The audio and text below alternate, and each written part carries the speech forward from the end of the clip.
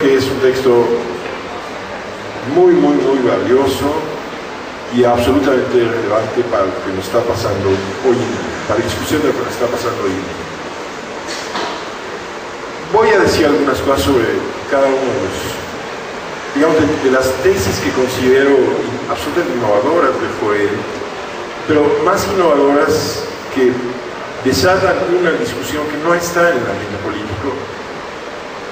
Yo, pues, compartí con Joel un enorme periodo de la Juventud Comunista. Era un sitio donde se discutía, donde se escribía para discutir, donde se creó, como él dice, efectivamente una cultura política alternativa diferente. Y al leer este libro, súbitamente así, volví a ese mundo que hoy extrañamos, no en calidad de nostalgia, sino en calidad de voluntad para que sea reconquistado, para que volvamos a él. A ver, aquí lo que dice Joel es que el 68 y los años 60, el 68 es la deriva de los años 60, son un momento donde se gesta en este país una opción a lo que produjo la Revolución Mexicana desde los años 20, que no venía de las mazmorras de la propia Revolución Mexicana. Era una opción externa a ella. Era una opción que desde los años 30, con todos sus problemas, todos sus accidentes, todas sus dificultades, se había separado de la tradición de la Revolución Mexicana para buscar una alternativa al país que no pasase por los paradigmas de esa revolución, cuya manifestación oficial, definitiva, dura, autoritaria, máxima, fue el Partido Revolucionario Institucional. Él le llama a este fenómeno la creación de lo que Gramsci y Marx llamaban el Partido Proletario. Yo, si bien el término siempre es problemático, yo coincido en la idea que está contenida en el término, tal y como la expone Joel, porque aquí en las páginas iniciales él da un poco a entender lo que estos dos teóricos entendían por este concepto. En primer lugar, una memoria histórica específica.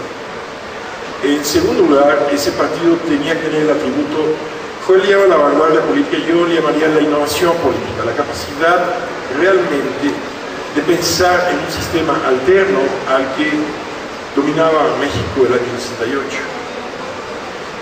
Promotor y formador de organizaciones sociales. Ustedes no se imaginan, no se ha escrito la historia de los miles y miles de estudiantes y de mexicanos de todas orígenes sociales que durante los años 70 quisieron cambiar este país en el campo, en los sindicatos, en las universidades, en las instituciones. Yo creo que es un fenómeno que no se ha visto en este país desde que llegaron los misioneros de Nueva España, utópicos, ahí por 1550, algo así, a tratar de crear una utopía en México. Debe ser algo así parecido, porque yo no registro en la historia una generación con una entrega y un compromiso como la fuera de los años 60 y 70. No hay tal cosa desinteresada, realmente comprometida con buscar algo distinto para este país a lo que había surgido en los años 20. El 10 de junio, y por eso es tan importante esta historia, independientemente de la reconstrucción de todos los acontecimientos, la desmistificación de la versión oficial, sería tradicional también, es tan relevante porque reitera lo que está en el 68, nos dice que el 68 no es un acontecimiento aislado en realidad, sino que el 68 produce una trama de carácter hegemónico, es decir, el 68 es algo que va a afectar al conjunto de la sociedad mexicana y vuelve a reiterar 3 años, a pesar de lo impensable que era ganar la calle en junio del 71. Estamos hablando de un régimen de Echeverría. Básicamente el Estado único era más único que nunca, únicas eran las calles, únicas eran la prensa, no se podía, era una ciudad en la cual no se podía respirar, no se podía respirar. Lo que hicieron los estudiantes no solo fue conquistar la calle, sino recordar que esa alternativa que había fraguado el 68 no solo estaba viva, sino que tenía la perspectiva de producir la posibilidad de un futuro para el país. Siguieron los años 70 y 80, que creo que son años de muchísima experimentación para toda la ciudad mexicana, en donde, inspirados precisamente en ese espíritu de novedad del 68, de exterioridad a la Revolución Mexicana, se desarrollan dos mundos: el de una izquierda con dos partidos en busca de esa identidad innovadora. El Partido Comunista Mexicano cambió varias veces de nombre, el PNP surgió, tantas cosas surgieron ahí. Los intelectuales, el marxismo pasó a ser absolutamente influyente, no solo entre las universidades, sino entre los jóvenes. La sociedad mexicana estaba buscando algo realmente distinto a lo que había surgido en los años 30. Igual entre la derecha. Yo creo que el PAN del 76, que se niega a ir a la elección, el PAN en Ciudad Juárez, esa Ciudad Juárez, siempre que pasa algo en Ciudad Juárez pasa en todo el país, así es que no, sí, cuidado, ¿verdad? Desde 1910 en realidad, Ciudad Juárez es así como una ciudad cabalista en la historia de México, ¿verdad? El PAN democratizando el municipio, era una suerte de democracia cristiana, nada que ver con esta hiperderecha de hoy ligada a las organizaciones laicas que ellos llaman Legionarios de Cristo, Opus Dei, que hoy dominan al PAN. Era un PAN muy distinto, muy distinto. Era un PAN que fácilmente se hubiese desarrollado precisamente frente a las prácticas del nacionalismo revolucionario. 88 trajo consigo la interrupción de esta transición, la interrupción. Por más fantástico que haya sido la crisis del 88, la formación del PRD, lo que surgió ahí fue una división, no solo del PRI, sino en general de ese Estado que es objeto de crítica en este libro, que anegó la vida social y pública de México durante 50 años. Y ese anegamiento se multiplicó en dos alternativas. El PRD, para mi gusto, que bueno, fue una alianza entre muchísimas corrientes de esa izquierda exterior al nacionalismo revolucionario y la parte central del PRI, quedó desde 1991 en manos de ese nacionalismo revolucionario, con sus virtudes y sus gravísimas deformaciones políticas inherentes, naturales a la tradición de la Revolución Mexicana: el caudillismo, el clientelismo, el cero grado de interpretación, la confusión entre el eclecticismo y la discusión, todo lo que ha sido el PRD desde los años 90. El México de los años 90, a diferencia del México que surgió en el 68, es un México dedicado a prolongar la vida del antiguo régimen, por donde me vean, no solo del lado de la izquierda, ese PRI que se sale. Es decir, si ustedes hablan con el ingeniero Carpas, que tengo mucho respeto y creo que ha sido una figura esencial para tocar el parlamentarismo que tenemos, que no hay que llamar democracia lo que tenemos, que además va a ser cancelada en 3 semanas porque viene la ley de seguridad nacional y el fenómeno democrático que ha cancelado en México en la próxima sesión extraordinaria del Senado, si esa ley pasa, pues es una ley de excepción. Ya queda ese nombre. Para mí no va a quedar cancelado, está siendo ya cancelado, pero ahorita paso. Sí, con todo lo positivo, las virtudes que tuvieron Carmen, el observador, todos estos líderes antiguos del PRI, uno les preguntaba, ¿y tú abandonaste el PRI? No, el PRI me abandonó a mí, decían, sigue diciendo hasta la fecha. Yo me quedé donde estaba en el 88.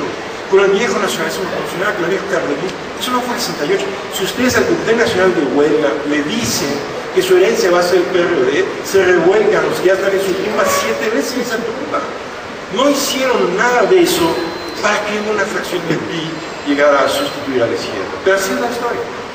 La historia se mete siempre por una ventana inesperada. Del otro lado pasó algo parecido.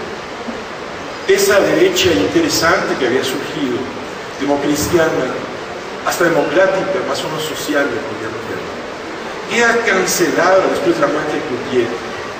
Bien, todos estos saurios, ¿verdad?, ¿no?, jóvenes, educados en la hiperderecha, que se apoderan de esa otra herencia y se hacen de un partido interesante, como fue el PAN, definitivo, para darle una orientación como la que le dieron ya a todo el proceso político mexicano.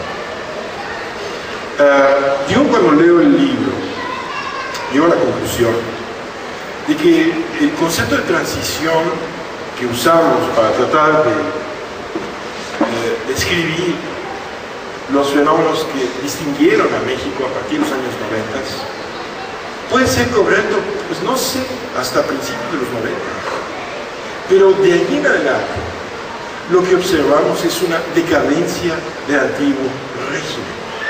El antiguo régimen está absolutamente vivo en este país y su expresión formal será el retorno del PRI a la presidencia, si es que sucede. Falta 1 año y medio, pueden pasar muchas cosas, en fin, hemos visto elecciones casi previstas 1 año y no sucede.